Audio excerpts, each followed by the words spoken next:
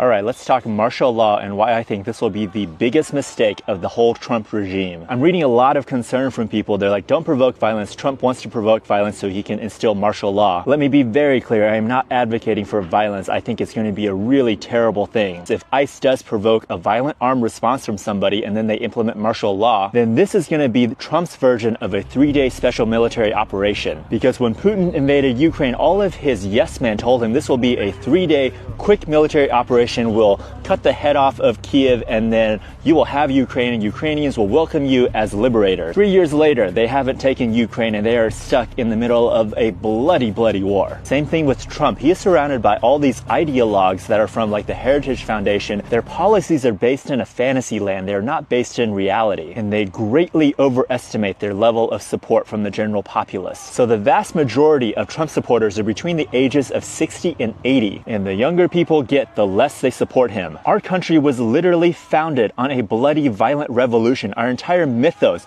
is throwing off the yoke of tyranny and gaining individual liberty and freedom. New Hampshire's state motto is live free or die.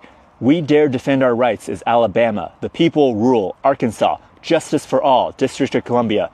By the sword we seek peace, but by peace only under liberty. Massachusetts. Sic semper tyrannis, thus always to tyrants. Virginia. Revolution and liberty run in the veins of Americans. They use this for their own base. They talk about liberating this country from the invasion of the millions of illegal immigrants. They talk about freeing this country from the tyranny of the communist judges. They flip reality on its head, but it is still the same core myth. Freedom, individual liberty. If the regime becomes violent, it's not going to be the quick power grab that they think it is. It is not going to be a quick 3-day special military operation. They will spark a protracted and bloody civil war. We have 400 million guns in this country. People believe so strongly in individual liberty and protecting the Second Amendment so that they can defend themselves from a tyrannical government that they would see children murdered in schools. We chalk up 46,000 gun deaths per year as the price to pay for maintaining our ability to protect ourselves against tyranny. That is the culture upon which he's going to unleash martial law. It won't go well for him. It won't go well for anybody. Everyone in our country will lose. The only winners will be Russia.